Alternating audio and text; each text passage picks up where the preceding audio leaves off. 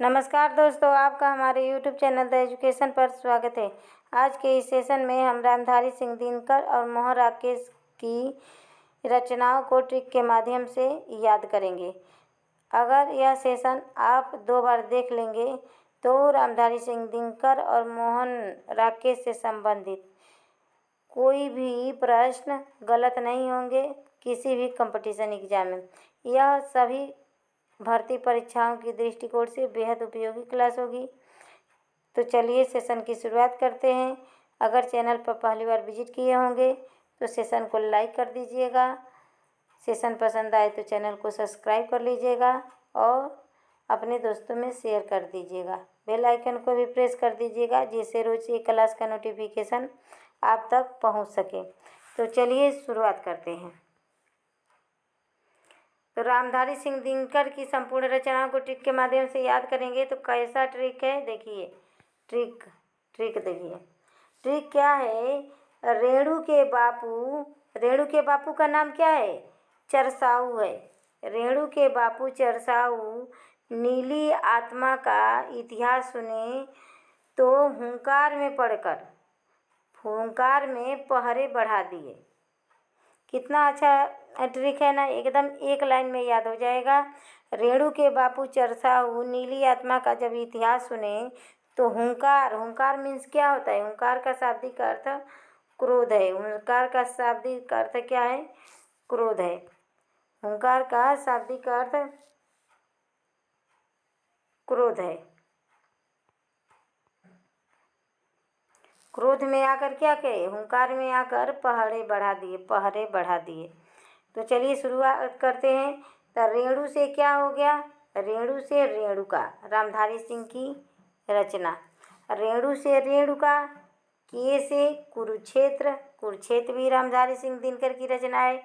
बापू से बापू भी रामधारी सिंह दिनकर की रचना है। और चरयू, रेणु के बापू का नाम क्या है? चरसाऊ है। तो च से क्या होगा? चक्रवाल हो गया, रामधारी सिंह दिनकर की रचना। र से क्या हो गया? रसवंती हो गया। सा से क्या हो गया? सामधेनी हो गया। ऊ से क्या हो गया? उर्वशी हो गया इनकी रचना। नीली से क्या हुआ? तो नीली से नील कुसुम, रामधारी सिंह की रचना। और फिर नी को दोबारा ले लीजिए तो नी से नीम के पत्ते भी रामधारी सिंह दिनकर की रचना है। और देखिए आत्मा से क्या हुआ? आत्मा की आंखें। इतिहास से क्या हुआ? इतिहास के आंसू। 2 रचनाएं हैं, आत्मा की आंखें और इतिहास के आंसू। तो देखिए आत्मा से क्या हो गया? आत्मा की आंखें। और इतिहास से क्या हो गया? इतिहास के आंसू। यह दोनों रचनाएं रामधारी सिंह दिनकर की है। तो आत्मा से क्या हुआ? आत्मा की आंखें। आत्मा से क्या हुआ? आत्मा की आंखें। और इतिहास से क्या हो गया? इतिहास के आंसू। अब नेक्स्ट देखिए सुने। तो सू से क्या हो गया? सू से क्या हो गया? सीप और शंख, सीपी और संग। और ने से क्या हुआ? ने से क्या हुआ? नए सुभाषित, रामधारी सिंह दिनकर की रचना। हुंकार से क्या हुआ? हुंकार से हुंकार ही हुआ। हुंकार भी रामधारी सिंह दिनकर की रचना है। और हुंकार का र ले लीजिए तो हुंकार के र से क्या हो गया? रश्मि रथी हो गया। अब पहरे, तब प से क्या हो गया? परशुराम की प्रतीक्षा। ह से हारे को हरिनाम। और रे से रेती के फूल, रामधारी सिंह दिनकर की रचना है। आप बढ़ा दिया का ब ले लीजिए तो ब से क्या हो गया? बंद्र गीत। कैसी लगी ट्रिक पसंद आए तो प्लीज़ चैनल को लाइक कीजिएगा, चैनल को सब्सक्राइब कर दीजिएगा। आपसे नम्र निवेदन है कि प्लीज़ सपोर्ट कीजिएगा, चैनल को सब्सक्राइब कर दीजिएगा, सेशन को लाइक कर दीजिएगा और अपने दोस्तों में शेयर कर दीजिएगा। कितना आसान ट्रिक है।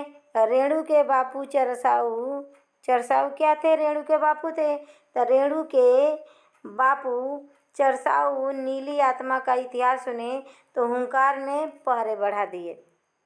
हुंकार का शाब्दिक अर्थ क्रोध होता है, तहस होता है।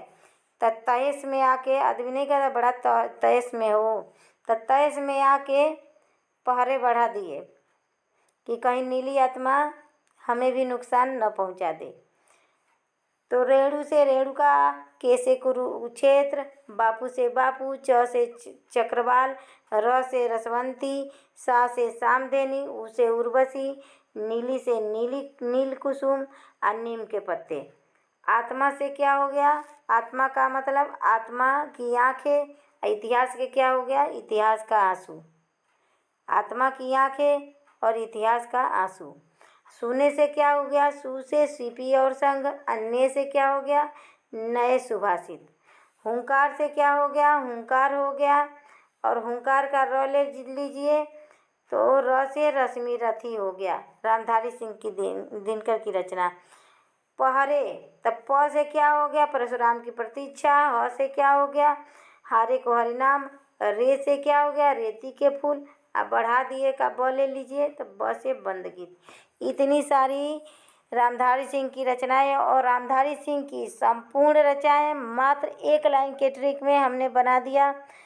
कैसी लगी ट्रिक पसंद आए तो प्लीज़ चैनल को सब्सक्राइब कीजिए, शेयर कीजिए, लाइक कीजिए। आप लोगों के सपोर्ट की हमें बहुत ज़रूरत है। तो चलिए मोहन राकेश की रचनाओं को ऐसे ही ट्रिक के माध्यम से पढ़ लेते हैं। हम रोज़ 2 कवियों या लेखकों की रचनाओं को ट्रिक के माध्यम से याद करेंगे, ऐसे कि आप लोगों को पेपर तक पूरी रचनाएं एकदम याद हो जाएंगी। तो चलिए शुरुआत करते हैं। तो मोहन राकेश की रचनाओं को कैसे याद करेंगे?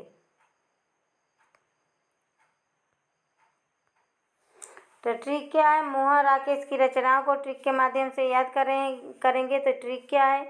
ट्रिक देखिए, ट्रिक क्या है?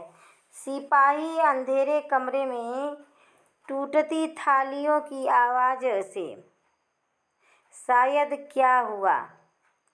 सिपाही जब सोए थे तो अंधेरे कमरे में, तो टूटती थालियों की आवाज़ सुनकर, थालियाँ जब गिर रही थी हवा से तो उसकी आवाज़ सुनकर समझे कि शायद क्या हुआ, कुछ हुआ होगा।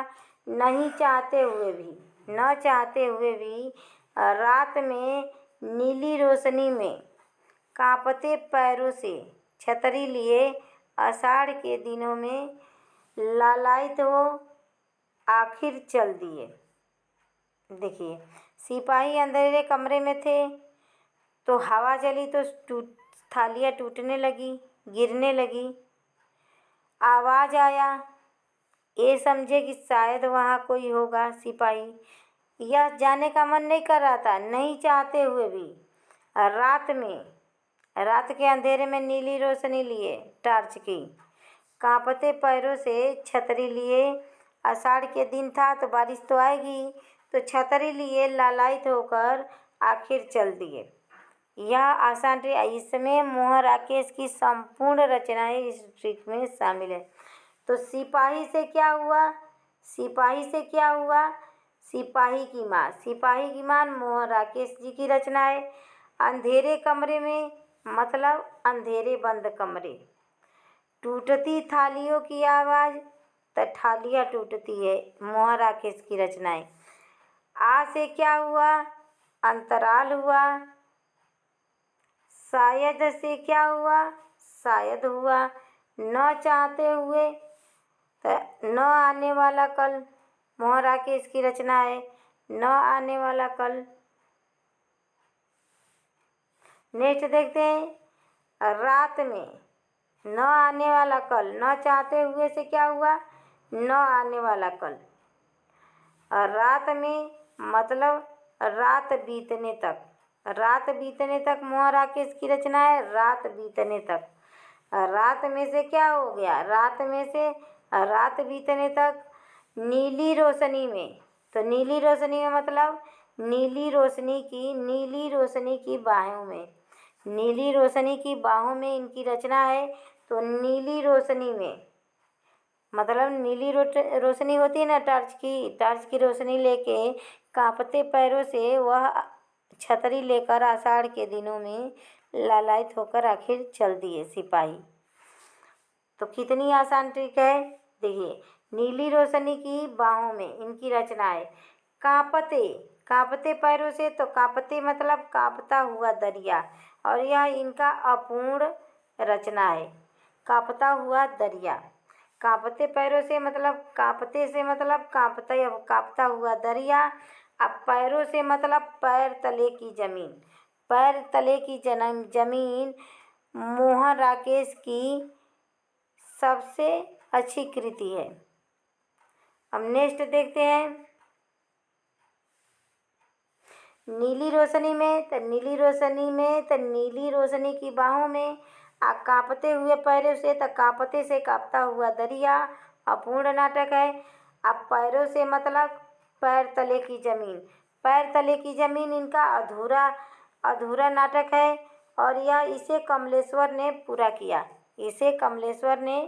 पूरा किया। छतरी लिए मतलब छतरिया। इनकी रचना क्या है? छतरिया है।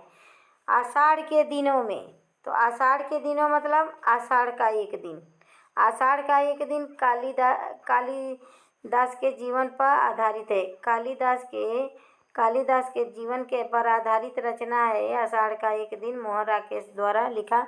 और इसी रचना से इन्हें प्रसिद्धि मिली मोहन राकेश को। लालायित होकर मतलब लहरों के राजहंस। लालायित हो मतलब लहरों के राजहंस आखिर चल दिए। वह सिपाही क्या किए? आखिर चल दिए। तो आखिर से क्या हुआ? आखिरी चट्टान तक रहेगा यहाँ पे, आखिरी चट्टान तक। तो कितना आसान ट्रिक था। सिपाही थे अंधेरे बंद कमरे में, तो वह थाली जब हवा चली तो वह थालियों की टूटने गड़गड़ाने की आवाज़ सुनकर समझे कि शायद वहाँ पे कोई हो। इसीलिए नीली रोशनी के पीछे चल दिए लालायित होकर आषाढ़ के दिनों में। कितना अच्छा ट्रिक है। देखिए एक बार और ट्रिक पढ़ लेते हैं। सिपाही अंधेरे कमरे में सिपाही थे 2-3। टूटती थालियों की जब आवाज़ सुने तो वह समझे शायद कोई वहाँ पे है। और सिपाही तो देखते ही हैं कि शायद कोई वहाँ पे है, तो पता लगाने जाते ही हैं आखिर कौन है। नहीं चाहते हुए भी, नींद तो आ रही थी, चाहते तो नहीं थे जाना। रात में नीली रोशनी में कांपते पैरों से छतरी लिए आषाढ़ के दिनों में लालायित हो आखिर चल दिए। कितना आसान ट्रिक है। ऐसे याद कर लेंगे 2-3 बार तो इसमें सारी रचनाएं मोहन राकेश की शामिल है। तो देखिए, सिपाही से सिपाही की माँ, अंधेरे कमरे में अंधेरे बंद कमरे, टूटती थालियाँ टूटती है, आ से आवाज़ तो आ से अंतराल हो गया, शायद से शायद रचना हो गया, न चाहते हुए तो न आने वाला कल इनकी रचना है। रात में मतलब रात बीतने तक, नीली रोशनी में तो नीली रोशनी की बाहों में, कांपते पैरों से तो कांपते पैरों से देखते हैं कांपता हुआ दरिया। पैरों से मतलब पैर तले की ज़मीन। पैर तले की ज़मीन इनका अधूरा नाटक है जिसको कमलेश्वर ने पूरा किया। छतरी लिए मतलब छतरिया आषाढ़ के दिनों में, तो आषाढ़ का एक दिन। लालायित हो तो लहरों के राजहंस आखिर चल दिए तो आखिरी चट्टान। इतने मोहन राकेश की रचनाएं हैं। कैसी लगी ट्रिक? अगर ट्रिक पसंद आए तो अगर आप लोगों को किसी और कवि या लेखक की रचनाओं को ट्रिक के माध्यम से याद करना होगा तो प्लीज़ कमेंट बॉक्स में कमेंट कीजिएगा और उस लेखक का नाम लिख दीजिएगा, जिससे हम उस लेखक से संबंधित सभी रचनाओं को ट्रिक बना देंगे और आप लोगों के सामने प्रस्तुत करेंगे। तो नमस्कार दोस्तों, धन्यवाद।